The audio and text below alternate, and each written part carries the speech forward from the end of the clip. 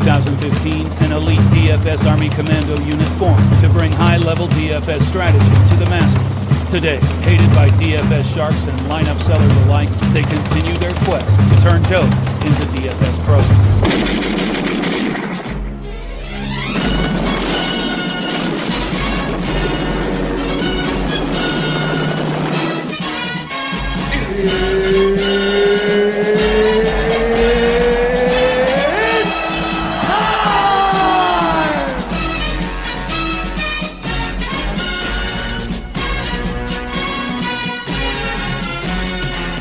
Alright, welcome to the Taco Tuesday PGA DFS podcast presented to you by DFSArmy.com. If you're a fan of the content provided today and you want to come check out our premium tools, be sure to head on over to DFSArmy.com using the link in the description, and you can use promo code TACO to sign up and get a lifetime 20% off. This week I'm introducing a few new pretty excellent tools. I've added an overall metric to summarize recent form, course history, and course fit for each of the golfers out there. We've got our ownership projections up live for both FanDuel and DraftKings.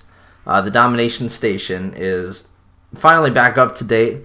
FanDuel is working on there with their new salary cap format of $60,000 and 6 golfers, just like DraftKings. And I've finally put out the Stat Cruncher, which takes all of the anything possible into account, be it your odds, form, course history, driving distance accuracy, greens and regulation, all of the field-adjusted statistics that are going to be a lot better than the statistics most people are using, as they're weighted recently going back the last 3, 6, and 9 months, instead of just using this year's numbers that have like 3 or 4 tournaments worth of data for people, or using last year's numbers, which haven't been updated in like 3 or 4 months at this point. And even combining them together doesn't work out that well. But with the field-adjusted statistics, we're able to have a very good sample size for almost everyone in the field outside of some of the newer guys, and it will warn you when the sample is pretty low on a guy. But the Stat Cruncher is something I've been working on since 2015 and have put out every now and again, just have been working out the kinks with it. But you can try it this week, set the numbers to anything that you would like, and it'll all add up to come out with a score that shows pretty much how good that person is at all of the metrics that you have defined and how important they all are to you. So it's a very awesome tool. That'll auto-populate itself in the research station, so you can keep track of their Stat Cruncher score, along with the other metrics like the form history, efficiency scoring, all of the awesome metrics that come with a DFS Army premium subscription. So come check us out. Let's get into the field here. We are at Wailea Country Club in Hawaii for the Sony Open. It is the first full field event, and very excited for this. Last week was just a no-cut event with a very reduced field. This is a full field of 139 golfers. So the strategy is quite a bit different than last week. We do have to worry about people missing the cut. I've got a lot more of your scrub golfers, since obviously you had to win an event to make the event last week, and you see a lot more of these super scrubs, around 300, 400, 500 to 1, who for the most part probably won't have any real chance of making the cut or doing anything. But nonetheless, it's going to be fun. We've got Jordan Spieth and Justin Thomas as the studs of the slate, and then a moderately strong field, kind of similar to how we usually see the Sony Open. A lot of names that come here year to year.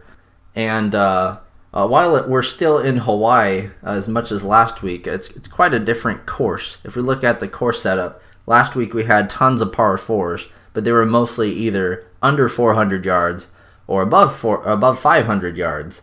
We only have a couple par 4 holes that are under 400 yards, but we have 10 of them between 400 and 500 yards.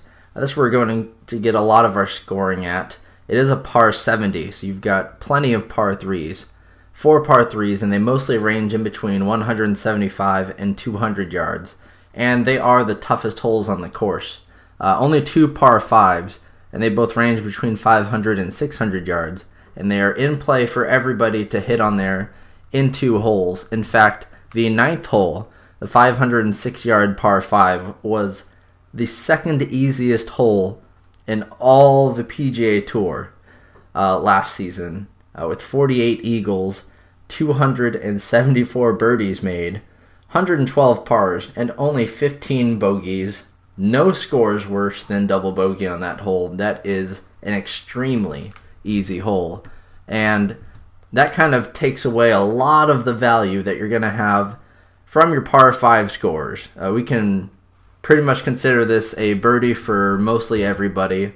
And really, your good ball strikers have just as much of a chance of getting an eagle as your long bombers. Bombers have no real significant advantage on this course whatsoever, as the short par 4s are not going to be drivable. We aren't going to have those crazy elevated tees and 400 and some yard shots on a par 4 for a hole-in-one like DJ almost had last week. That was just an incredible showing by DJ, winning by 8 strokes or whatnot. He's not in the field, but getting back to the course here, it's a very easy course. Averages about a stroke and a half under par. It comes in as one of the 10 easiest courses on tour. We see very, very few double bogeys. It ranked 4th in double bogey avoidance, and also ranked 3rd in eagles. So eagles are coming aplenty, and they're coming to everybody. You don't really have to have that distance for eagles, and that's why driving distance is a non-factor in the statistical cruncher. I've preset it to a 0 on driving distance, since it doesn't really help you as much as it did last week.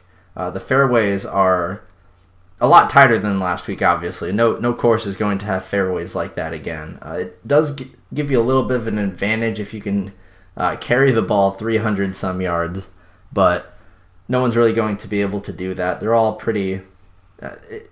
they're about 30 yards wide, just average compared to your average PGA course, although it is hard to stay on these fairways, as the driving accuracy percentage comes in at about 51%. But it's very easy to scramble out of the rough, so it's not that big of a deal if you miss the fairway. We saw a 66% green in regulation mark, and usually driving distance or driving accuracy in greens in regulation are a bit closer than that, but we see that we can tell that this is a very, very easy course to scramble out of with the low driving accuracy percentage, but with a high 66% green and regulation percentage. But the challenging this part of this course would be the greens. They are fairly large greens with a stimp meter coming in at about 11.5, which is it's fairly easy. But these Bermuda grass greens can be a little bit tricky. It's one of the only parts of the course that really is or can be tricky. And we've seen a lot of good putters do well here, so I am looking at putting quite a bit as one of the key stats for the course, along with strokes gained approach. Since strokes gained off the tee isn't going to matter as much this week, strokes gained approach naturally just kind of comes in as the primo stat that you're going to want to take advantage of.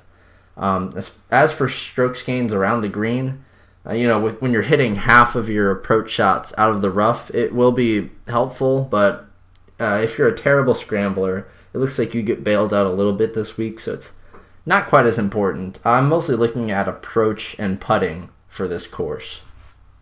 And let's just dive right into the players here. Up top, we've got Jordan Spieth at 6-1.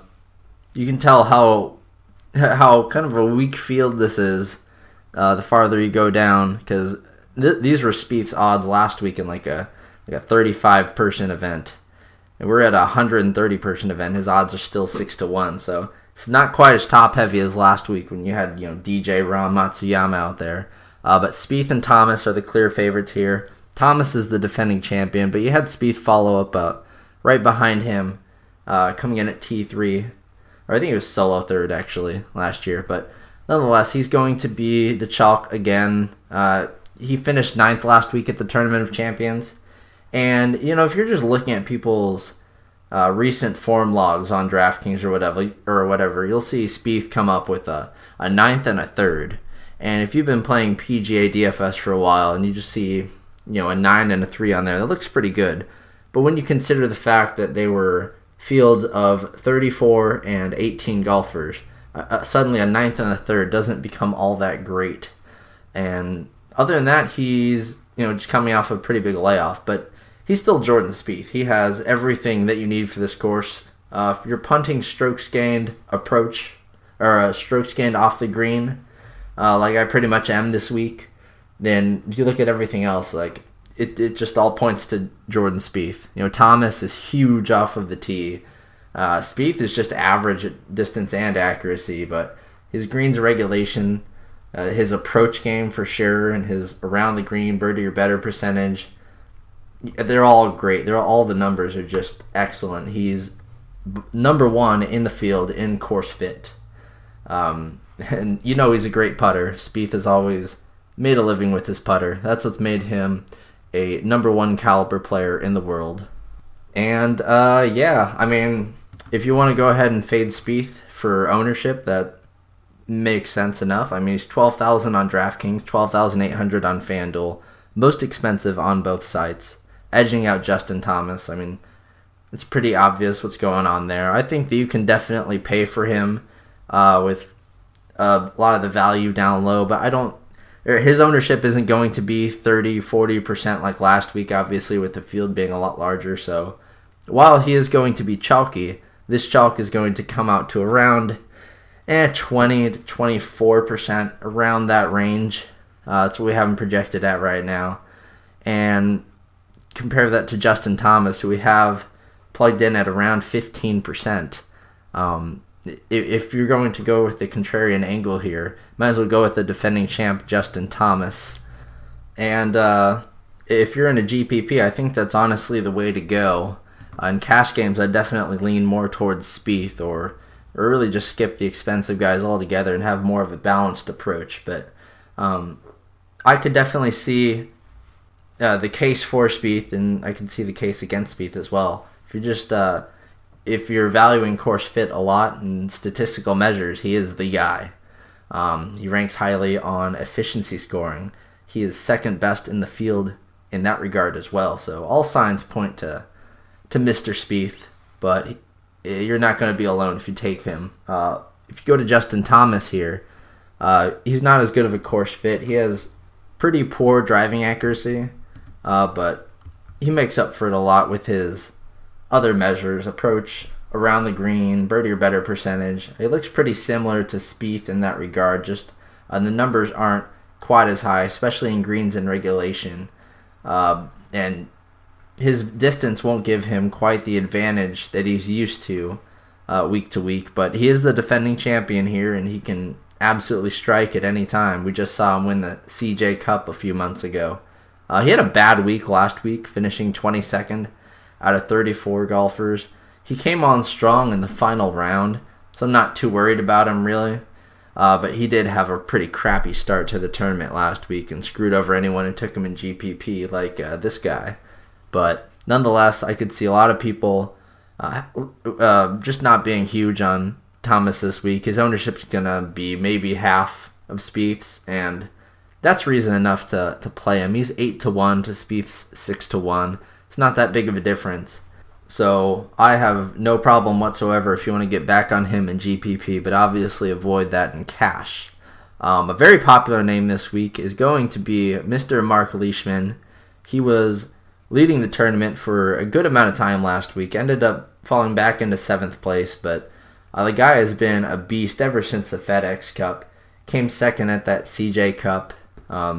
He's just been on fire. His career is not... I think he's better than he has been at any point in his career. He is just excellent. He's going into a course that he has had tons of success at. He has yet to miss the cut here. Finished 5th in 2014, 9th in 2013, 20th last year. He pretty much always finishes top 30. Only one finish in his last 8 tries. Only one finish in his last 8 tries has been below top 30, and that was a T37 in 2015. So if you're a big course history guy, load up on your Mark Leishman. You just have to pay a pretty penny for him.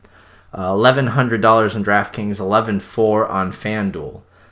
He comes in as one of the few players on the slate with an excellent recent form, course history, and course fit. His strokes gained approach is edging out Jordan Spieth as one of the best in the entire field, especially of the people that have a very large sample like he does. His approach game is consistently solid, very good to green to regulation, obviously very good at birdie or better percentage. His recent birdie or better percentage has been astonishingly high. We saw that on full display last week. So, Leishman is a guy that I always put in my cash game every single week. Helped carry my cash team last week. He's going to be kind of expensive to do that again. I'm probably going to keep playing him in my cash lineup just because I just always play him.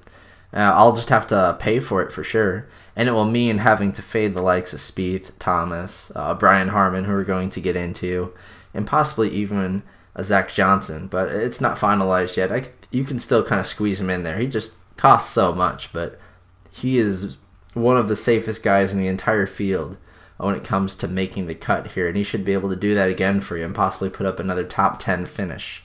Brian Harman has done nothing but top 10 finishes this year. If you are just looking at game logs, then you lock in Brian Harman no matter what. His 4 finishes on the season so far, 3rd, 4th, 8th, and 5th. His form better than anyone in the field, obviously, with that. And his course fit is great. This is the kind of course that Harman succeeds at.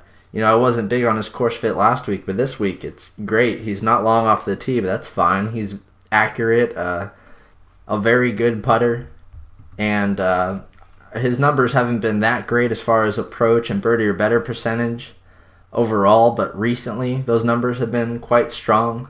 So, with him being 10,600 on DraftKings, 11,300 on FanDuel, that is easily the most expensive he's ever been. And Harman has been a guy to put up top 10 finishes and then follow them up with big miscuts. So GPP only for sure, even though he seems like a cash safe guy. I don't think Harman is ever anyone that I would play in cash. But, he's got fairly good course history here. Top 20s in his last 3 times out. Although in 2012 and 2013, his first few times playing it, he was not good at all. But that was a while ago. Harman, there's nothing really wrong with playing him in GPP. He has that upside. I just don't see a lot of people doing it unless they're game logging. So if you want to get off of that for that reason, that's no problem whatsoever. Going on to Kevin Kisner, 10-1, 11-7 on FanDuel. Very expensive on FanDuel. He ranks number 1 in our efficiency scoring projections.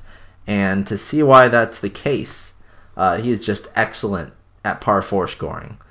400 to 50, or 400 to 450, 450 to 500 yards. Just great at both of those. And that's the bread and butter of this course. That's where 10 of the 18 holes are at. And he's finished top 5 the last few years. It never made the cut outside of that. 3 missed cuts before that 4th and 5th in the last few years. But he's shown that top 10 upside. Recently finishing 4th at the RSM Classic. He did not look that great last week at the Tournament of Champions, just finishing T17. But he started off hot and kind of went backwards a little bit. Actually, I think he had a kind of a poor first round and then started turning on the second and third round. Or I think it was the second round. Yeah, he went pretty low. But he's very expensive. Definitely on FanDuel, he's pretty much in a void because he's way overpriced. On DraftKings, I don't think he'll be that popular, obviously with Harman, Leishman, Zach Johnson around him. So in GPP, I'm all about it. That efficiency scoring metric is key. So I really like him there. I just can't pull the trigger in cash, obviously. I'd rather go Leishman or Zach Johnson. And yeah, I keep bringing up Zach Johnson. This is a guy we need to talk about here. $9,500 on FanDuel, $9,500 on DraftKings, 10-5 on FanDuel. He's been in good form, finishing 8th at the RSM Classic, 28th at the OHL, and 13th at the Safeway Open back in like October. Former winner of this event. 4 top 10 finishes in the last decade here, including 3 since 2014. That includes a 6th place finish last year, 9th place finish the year before that. Very good at this course. This is the kind of course where you want to play your Zach Johnsons at. I wouldn't say it's an accuracy course per se, but it's one where distance doesn't matter, and that's always been by far the worst part of his game. He is an excellent putter, always has been. His recent putting metrics are fantastic, and he's going to keep it out of trouble. That's just what he does. He's going to be very popular in cash games, probably a solid foundation for any cash game that you can think of. He's going to be very popular in those, probably about 50 to 60% owned. So I don't really recommend fading cash game guys for ownership, but him and a certain guy that we're going to get into later are going to be just so owned in cash that you may actually consider it, because anyone could have a bad tournament. It's just really hard to see Zach Johnson having a bad tournament here when everything that this course demands is what he's good at. And with par 5s and eagles being really mitigated at this course, this is a place where he can come in and shine for sure, but at a cost of ownership, pretty high ownership. Webb Simpson, last time we saw him, he was very chalky at the RSM Classic and withdrew on everybody on Thursday. But it was to go see his ailing father. Had nothing to do with injury or anything, so don't worry about that. Other than that, he's been great, really. The last year or so, he's been fantastic. And he doesn't miss the cut here. He hasn't. Honestly, the trends are telling us he's going to finish T13. In 2017, he finished T13. In 2016, he finished T13. In 2015, he finished T13. So I think that he's kind of trending, not upwards, not downwards. He's just trending. And a T13 would be an excellent outcome here. I don't think that happens, obviously, but I think he could pull a top 5 finish for sure. I don't think he has the winning upside. He never really does. I know he's won a major and all that, but he tends to go to a playoff and lose. That's more of his MO. And I'd be okay with that too. And yeah, if you could tell me that his ownership is under like 15% or even under 10%, I'd be all about it. But we'll have to see if other people are on Webb Simpson, which I think might be the case. I think other people are going to, at least other touts in the industry are going to be mentioning his name as a pivot off of Zach Johnson. If you just left it up to the field, I think most people would gravitate towards ZJ. Right underneath him is a guy who's going to go very underlooked. By far the lowest ownership percentage projection of anyone 9,000 and up. That's Russell Henley, former winner here. Won his first time out. Tied with Simpson and Harmon with a T13 last year. Did not look great at the Tournament of Champions. Really hasn't had any like high upside finishes. He's been, just a streaky guy. Nothing really sticks out as far as, course fit for him and stats. I mean, he's a guy he's usually more accurate than he is long, but he's not that great at anything really. His approach numbers are just average. Putting, just average. Usually he's a better putter than the stats show, but right now he's just coming in at like dead average. So I don't know why he's priced so high on both sides really. Another guy that's priced way too high, Cameron Smith. I know he was super chalk last week, about 34% owned in GPP. Coming off of that win at the Australian Masters, or I think it's the Australian PGA. Yeah, the Australian PGA. And the 3rd at the CJ Cup and 5th at the CIMB. Ended up finishing T17 after starting just miserably. Started terribly, like almost dead last if it wasn't for Koepka, who's obviously injured. But he ended up turning it around. The last 3 rounds, I think he posted them all under par. Worked back to a T17 finish. He's just too expensive. He should have been this price last week. So not very enthusiastic about him, but I'd definitely play him more over on FanDuel at 9,300. Underneath Smith, you've got a few guys that are going to be very popular. We'll start with a fan favorite in Tony Finau, who is in very good form, but outside of last year's finish, has never done anything on this course well whatsoever. Finished T20 last year, but before that, miscut, T64. Yikes, that's pretty bad, but I'm not really worried about it. Finau is a much better golfer. I know he is a power guy, and that doesn't really help you much here. And other than that, he's kind of but very good at getting birdies, good approach game, and just very consistent. His recent finishes 16th, 11th, 26th, 2nd at the Safeway Open. And if you just look back even longer than that, he's been on a roll, really. He's made a lot of cuts, and that's why he's become a fan favorite. He's going to come in with some ownership, but not as much ownership as you'd see on a normal week.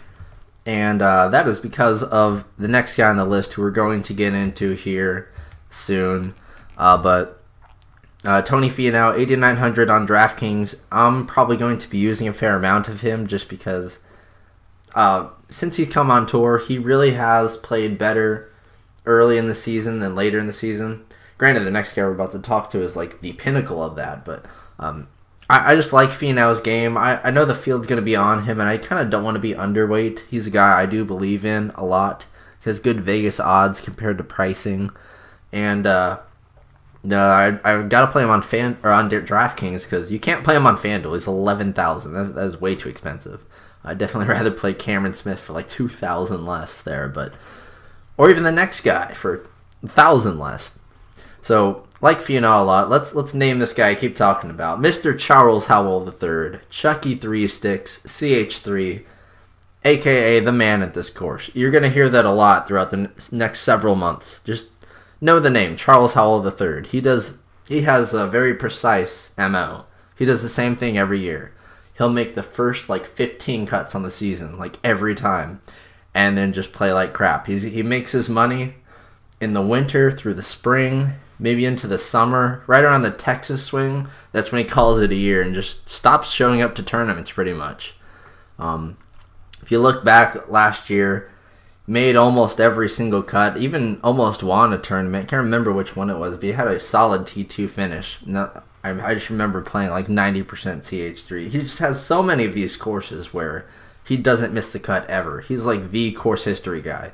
And this is one of those courses. He has missed the cut here once in 2011. Other than that, we have 1, 2, 3, 4, 5, 6, 7 top 13 finishes. And I know I'm just saying that to squeeze the 13 in there. So if you get rid of that one, since 2009, he has 6 top 10 finishes here, which is just superb. Best course history of anyone. And that goes back even further. He always makes the cut here, always finishes top 20. Outside of that 1 year in 2011. We actually saw a bunch of bigger names, Zach Johnson, Tony Finau, miss the cut in that 2011 year, so maybe there's some wind or something, I don't know. Even Leishman had kind of a poor performance then, but anyway, CH3, his course history will always make him very chalky here. He's a very known commodity since DraftKings refused to price him correctly last year. This is a more fair price for him at 8,800, 10-1 on FanDuel. And in cash, you're just going to have to either eat the chalk with him or try to pivot on to someone else like Finau or Berger. But I just recommend playing him in cash and getting off of him in GPP. That is just the way to go here.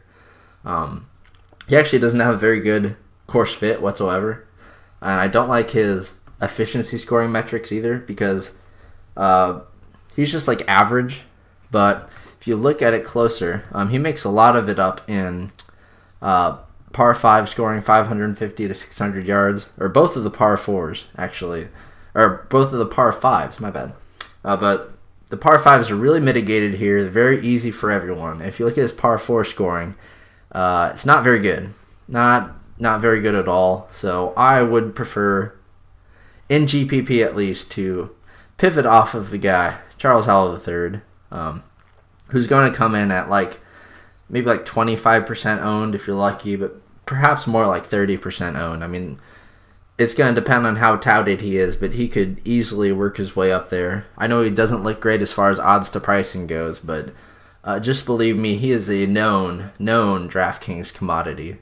Especially when people see him, they go to look at that course history. They'll see this course history, and they will play him. It's simple as that. Daniel Berger is right underneath him. Another possible pivot here. Comes in with much better odds, but his form is meh. I mean, he started off pretty good last week. Ended up T11 finish. Wasn't terrible, but finished towards the bottom of the field, the hero. Middle of the field, the WGC. Just barely made the cut and finished very low end at the CJ Cup. I mean, I haven't seen anything from Berger recently. Anything really high upside. But he does just make for a solid pivot off of Howell, just based on where he's at in the pricing. And I don't like any of the guys kind of underneath him here. And from this point on, obviously, I can't go through every single golfer in this field, but I'll point out some of the major golfers and really just what you're going to be looking for in the domination station and the research station, which I'm referencing here. Might as well throw a plug out there. Once again, if you do want access to this, just check us out, dfsarmy.com. Promo code TACO. Seriously, just come check us out. You can talk to me in our VIP Slack chat. Very informative. Heck, someone just sent me a message there right now. But we try to be very helpful. I'm always around. I know I'm very busy this week. Pod's coming out a little bit later because I'm in the middle of moving my house, actually. Just kind of moving down the road. Nothing big, but just going to a much better house and much cheaper price. Anyway, kind of gone off a little tangent here. So getting back to it, just looking at some of these plays, I don't like many of the guys in the lower $8,000 range. Siwoo Kim, Xander Schauffele, just no form at all and no real upside, I guess. They'll just be low on kind of guys. I know William McGirt has some good short-term form. Some good short-term form from him. A couple of top 10 finishes in a row during the swing season, but I wouldn't be on him at all otherwise. Ollie Schneiderjans is I don't know if he's going to be popular anymore. He hasn't played in a while, but he's been like a top 25 kind of consistent sort of guy. I could see him being fairly popular, I guess. Game log looks forgiving enough.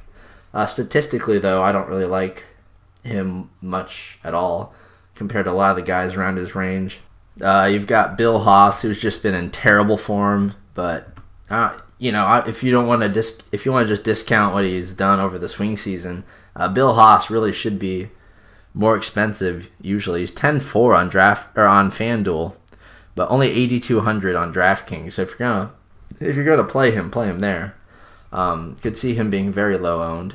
Jamie Lovemark has some really nice short-term course history here. Finished 4th last year, 7th year before that. All missed cuts before then, but that's when he would come in here as like an amateur. He's a very young guy.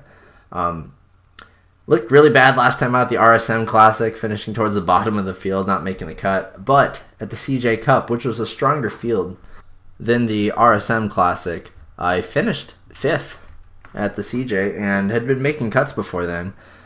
He was a guy that had started to gain some steam sort of throughout like the FedEx Cup playoffs and all that, but that kind of died down. And really outside of that finish at the CJ, we haven't seen much from Lovemark, but he's a guy that could kind of strike out of nowhere, and another guy you kind of want to play on DraftKings a little bit more than FanDuel.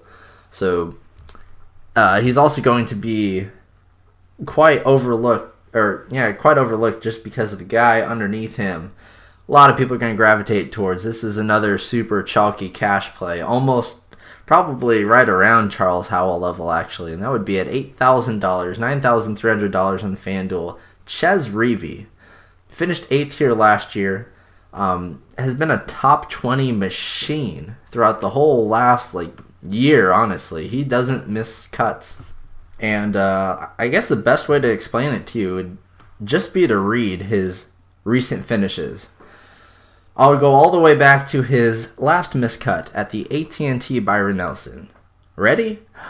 T14, T24, T15, T17, T13, T12, T61, T10, T37, T22, T23, T39, T43, T16, T4, T48. Boom. Cash game play. Dude does not miss cuts. Yeah. I mean, the course fit. He is kind of, your driving accuracy specialist for sure. And just kind of average at every other stat. Fairly good at approach. Not a birdie or better percentage guy. Really someone that you kind of want to avoid in GPP. But he is really tempting to play because you know he's not going to miss the cut. More likely than not. I mean, he has a very, very good chance of making the cut here. He's made the cut here the last 3 times he's played in that top 10 last year. I mean, outside of ownership, everything points to Reeve. It's just, I think his ownership is going to be so much higher than like Love, Marcos, Grillo, Gay, all the guys around him, that as far as GPP leverage goes, it just makes more sense to go to these other guys. But, if you are a very conservative player and just want to get your guys through the cut, Reeve is the guy for you. I don't like Grillo very much underneath him. Brian Gay could be interesting. He is a very good putter. Excellent putter. Very short off of the tee. So his course fit works a lot. I like his course fit. Recent form has been very good for him. Finished 3rd at the RSM Classic, 25th at the OHL, at Mayakoba, and 18th at the Sanderson Farms Classics. Some very, very good short-term form. And we saw him kind of reinvigorate his career last year. He finished 13th here last year. And he had some top 5 finishes. So Brian Gay is a guy. The odds don't like him very much because I really don't think he's going to win. But he could definitely have some very sneaky top 10 upside. And he's right next to Reeve, who's going to get all that ownership, and sandwiched between another super high ownership guy who we'll talk about here, Gary Woodland, who has perhaps one of the best course fits of anyone despite being known as a bomber. I know that we've seen his game over the last few years kind of transform from being a pure bomber guy to just being an overall ball striking monster. His green and regulation percentage is one of the best in the field, and his approach also one of the best in the entire field. I think his course fit metric it ranks among the best, up there with Leishman and Spieth. If you look at our stat cruncher, almost no matter how you put it, since he's so good with recent form, course history, and course fit, he just pops out of the model like crazy. That course history of his being a T6 last year, T13 the year before that, and a 3rd place finish in 2015. Very, very, very strong play. He's just underpriced by a long shot, but like DraftKings just missed the ball here. FanDuel did it right. They priced him at $10,200, but $7,800 for Gary Woodland is just incorrect. Play him in cash for sure, and you could even mess with him in GPP because he really does. He does score a lot, but for a bomber, he was never one to get many eagles. So this course just works out for him masterfully. And even though he's longer off the tee, he still is a pretty good, accurate driver of the ball and can scramble, can pretty much do everything. The guy's a beast. Play him. You don't have to play him. I mean, if you're just looking to pivot off of ownership this week and pray for chaos, then absolutely do it. But if you're just trying to fit the optimal guys in your lineup, Woodland has just been solid over the last year or so, just been a cut-making monster, which was not the case with him before. But yeah, Woodland I like a lot, but so is everyone else. Peter Uihlein is someone that statistically it's really hard because he plays on the European Tour mostly. If you look at odds to pricing, he sticks out not nearly as bad as Woodland does, but pretty good. He's like 50-1, surrounded by guys who are like 90 or 100-1. With Woodland being 40-1 there, he just really sticks out. But Uihlein could be popular because he's a known commodity for anyone that plays European Tour golf. They know that he is very, very good. Almost always makes the cut. He's actually American. He just plays overseas in a similar fashion to Brooks Koepka. Last few times we saw him out were at these big no-cut overseas events. At the WGC, we saw him finish 5th and 10th at the CIMB Classic over in China. Last time we saw him stateside, though, he was god-awful, 105th.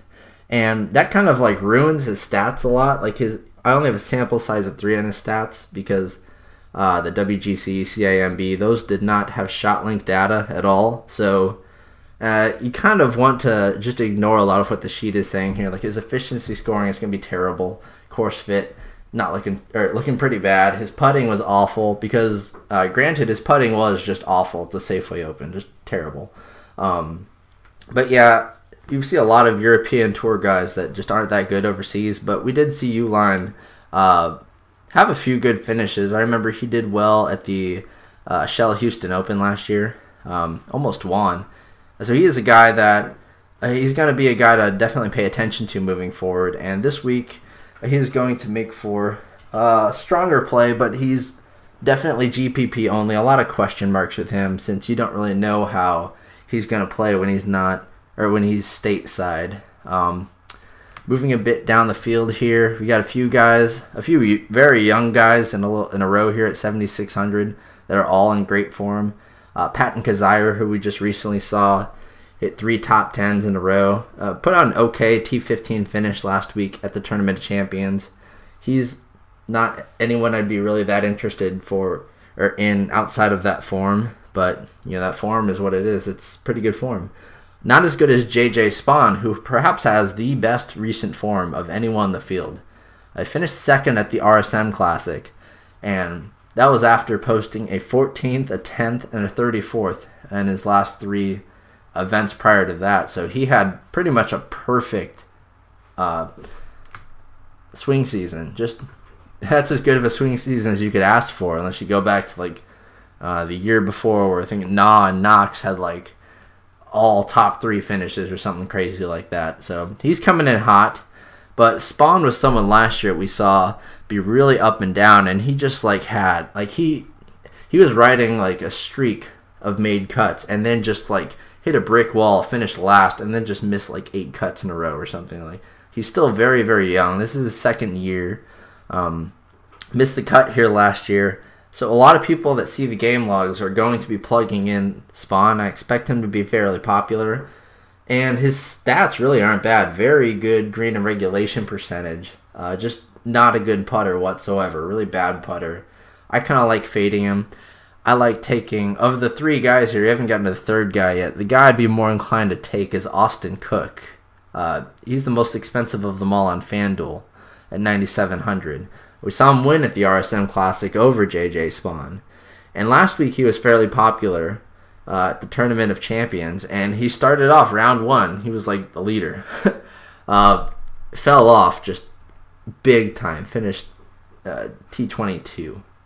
Just not a very good. People that played him last week just have a real sense of disappointment from this guy. I'm kind of included in that group here, but still, if you work the stat cruncher, he's going to pop up really high. He only has 4 tournaments of data, but his birdie or better percentage, putting, greens or regulation, driving accuracy, all very, very good. And yeah, a lot of that's slanted because his T50 finish at the OHL Classic didn't have shot link data, but his win at the RSM Classic did. Stuff like that. You just got to be mindful of that. But he still has several top 20 finishes on the year. Has yet to miss a cut in his very young PGA Tour career. And even the off shots that we saw of him in the last few years, like I had mentioned last podcast, he's been very solid with very high upside. So I'm going to keep going with Cook, 'cause I think he's destined for greatness here. I really do think that.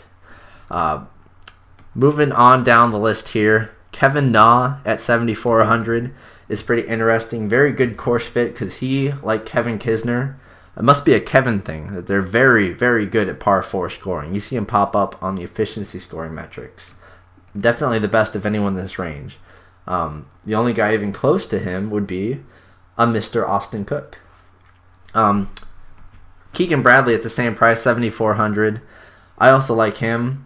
He finished 2nd at the CIMB Classic, but we haven't seen him in a couple months, really. Last time we saw him was the CJ Cup. He had a surprisingly consistent season last year. Not what we're used to seeing from him. Just be forewarned, his course history here is pretty bad. Pretty bad. But statistically, he's fine outside of a god-awful putter. Just really bad putter. But that's Keegan for you. Definitely GPP only. Jason Duffner at $7,300. He's going to be very popular. Very popular because if you just look at odds to pricing, it's him and Gary Woodland that are just completely mispriced. He's 45 to 1. He's surrounded by guys that are well over 100 to 1. So he sticks out like a sore thumb. Last week, I didn't expect much from him because he was going into last week with 4 straight no-cut tournaments played, and of all 4 of them, he finished about dead last. Like, he had god-awful form coming in. Ended up, like, he didn't finish top 10 last week, but he was in the top 10 for quite a while. He was making a charge there. Ended up finishing 11th, but looked pretty solid overall. Duffner, as far as talent-wise, should not be around, your Wesley Bryan, Sean O'Hare's, Hudson Swafford, Kelly Crafts, Matt Jones, but he is in pricing, and that's just the reason to take him right there. I don't know if he'll be insanely chalky. Maybe other people will see the form, but I think just the odds to pricing and the fact that he's $7,300 on DraftKings and $10,900 on FanDuel, I think that people are going to see that, and it's going to make him pop off in a lot of models, especially ones that factor in FanDuel DraftKings prices. He'll stick out like a sore thumb there. You've also got Kyle Stanley at the same price, who was just terrible last week. If you take last week out of the equation, though, he's been fantastic, and statistically, he's a god. He always has been. His putting hasn't been there, and that's what cost him last week, so I would proceed with caution with Stanley. Just know that his ownership, it was like over 30% last week. Well, it's going to be like maybe 5 to 7% this week. Much better chance of getting you some low-owned Kyle Stanley, and I think he can bounce back for sure and make the cut here, no problem. Hudson Swafford also is the same price, and he's going to be even lower owned. He didn't do much better than Stanley last week.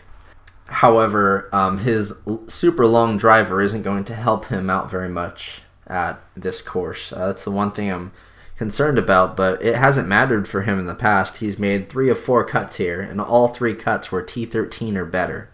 So he's flashed some high upside here with his course history, but that's one of the few things he's got going for him. Moving down to the lower $7,000 range, we've got one name that sticks out a ton. Mr. Jimmy Walker, $9,800 on FanDuel, but only $7,200 on DraftKings. It was just a couple years ago that this guy was $13,000 on DraftKings at this event. I shit you not. Even last year, he was $12,000. Missed the cut last year and just had a pretty poor season overall. Ever since winning the PGA Championship, he got diagnosed with Lyme disease, and actually his wife ended up getting Lyme disease as well. So there's a bit of worry and concern with him, but statistically, the guy is great for this course. Awesome approach game, even with his struggles. His approach game his numbers just fly off the charts. Good birdie or better percentage. He's always been a good putter. And he's the longer driver with accuracy. I mean, every single statistic of his is in the positives. And we haven't seen him much. He is definitely a risk. But he won here back-to-back in 2015, 2014. 4th place finish in 2011. 13th in 2016. Just had that missed cut last year when he was the chalk. That's really the only concern with Walker. That and the whole, the Lyme disease thing. And he's had some very good finishes even since he's been diagnosed. But just GPP only. Definitely limit your exposure. But you got to have some Jimsta, because he could come back here and win, and that wouldn't be shocking whatsoever. I also like, and it's something you won't see in the efficiency scoring this week, really. But I like how historically he's always been a very good par 3 scorer. And this is a course where par 3 scoring is important. So just another reason to consider Jimmy Walker. Just make sure you have some shares of him. Don't need to go overboard. Just know that he's going to be an important player to consider this week. At $7,100, the only real options are Russell Knox, who I guess has kind of turned his career around a little bit, but I'm still worried about him. And Chris Kirk, who also was just terrible last year after a good season the season before that. Neither of these guys have stats that really stick out, but historically their game has been one that would fit this course very well, and just par 70s in general.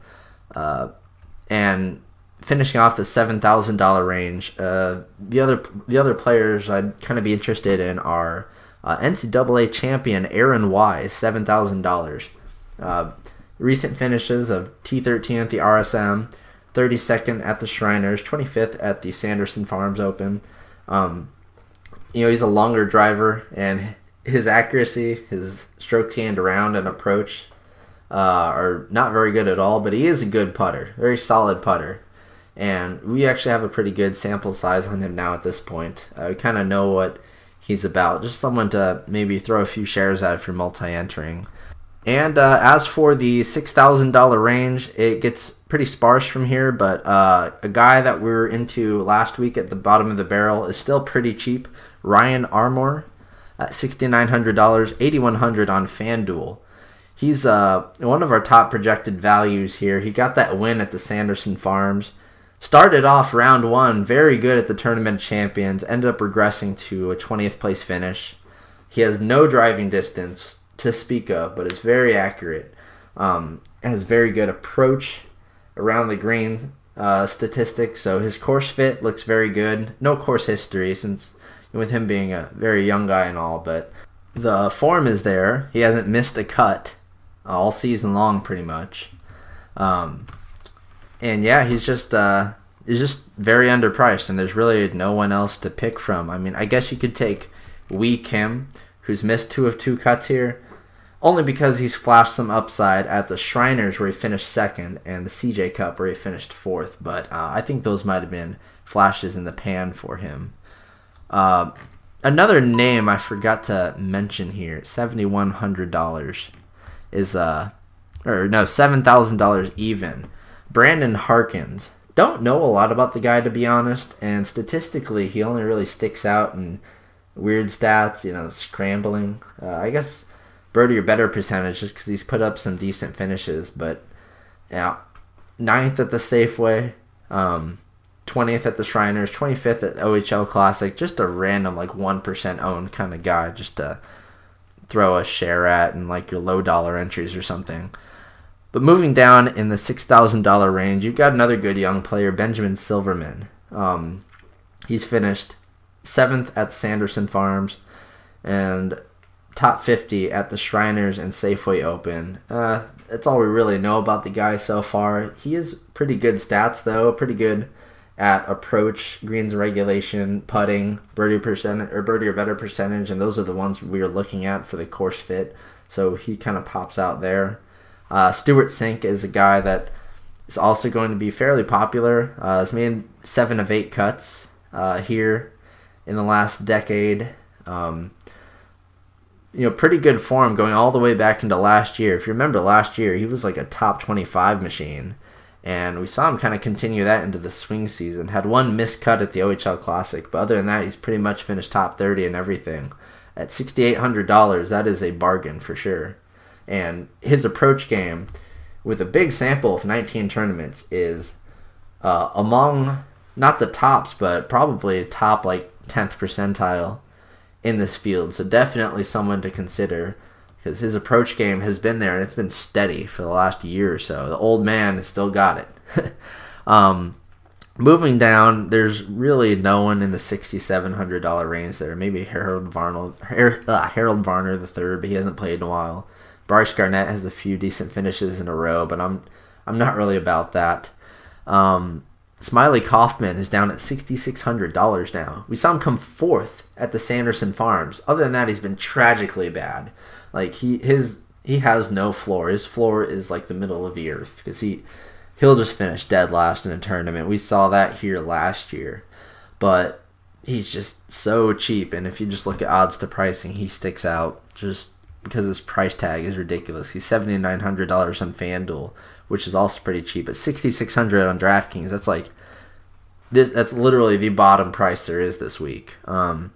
I wouldn't really consider many people other than him. I guess Michael Thomas finished 20th here last year, 17th most recently at the RSM Classic. Actually some pretty good green and regulation and putting statistics from Thompson. Thompson has always been a very, very good putter. So if you want a low-key, like, bottom-of-the-barrel option, I kind of like Thompson better than Kaufman. And I know his form has been god-awful lately, but he's just someone that strikes out of nowhere for whatever reason. Rory Sabatini. I know his odds are like 230 to 1, but, I mean, if you're playing enough entries in GPP like me, you got to start considering some of these random off guys that could just, nothing crazy. I'd say like there's a hard cutoff of like 300 to 1. Like if they're 300 to 1 and worse, you just do not play them because they will lose. They'll not make the cut. But you gotta try to be different somewhere. A lot of people are gonna gravitate to a lot of the same names. Your Ches Reavie, Charles Hall III, Gary Woodland. These are going to be the chalk guys. And it's actually going to create a lot of balanced lineups, I think. I don't think people are going to be too thrilled about paying for Harman, Leishman, Kisner, Zach Johnson at their prices. I mean, I do see Zach Johnson being popular, but really outside of Jordan Spieth and some Justin Thomas, I don't think people are going to be paying up a ton. I think we're going to see a lot of balanced and mid-range lineups, which is not the case from week to week. We usually see more stars and studs, but since there's really only Spieth that's going to be like the super stud worth paying for this week, you're just not going to see that as much. And at the bottom of the barrel, I mean, the bottom price is $6,600, which is fairly high in itself. And, no $6,000 guys like we would see sometimes. But, yeah, people are going to just play a lot more even keel, I think. Going to have more balanced lineups. And perhaps you can do something wacky like put Spieth and Leishman together or something. I don't know. But, yeah, try to be different than the field, especially if you're going to take down any of these huge, like, 100,000 entry tournaments. But, yeah, that pretty much does it for this week. Remember to check us out at dfsarmy.com. Use promo code TACO on sign-up for a lifetime 20% off. I will see you guys next week. Have a good one out there. If you need me, contact me in the Slack chat. I'm going to be busy still, but I'll try to get to all of your guys' questions. And expect a projection and ownership projection update sometime tomorrow, around when we post the Vegas odds drift. So keep an ear out for that. And yeah, I will see you guys later. Peace. Thank you for listening to the DFS Army podcast. Join the DFS Army today and gain access to our private Slack chat, where you can chat with real DFS pros and coaches, as well as other DFS Army members with winning track records. Also included in your membership is access to our premium articles, DFS Army weighted projections for every sport we offer, from NFL to MMA. Weekly player picks and cheat sheets, the strategy vault of timeless concepts, and the DFS Army Domination Station, a truly state-of-the-art lineup optimizer, offering your personal projections or ours. The DFS Army membership is the best value across the industry. Join today and get 2 free ebooks, as well as the secrets to unlocking a new level to your game.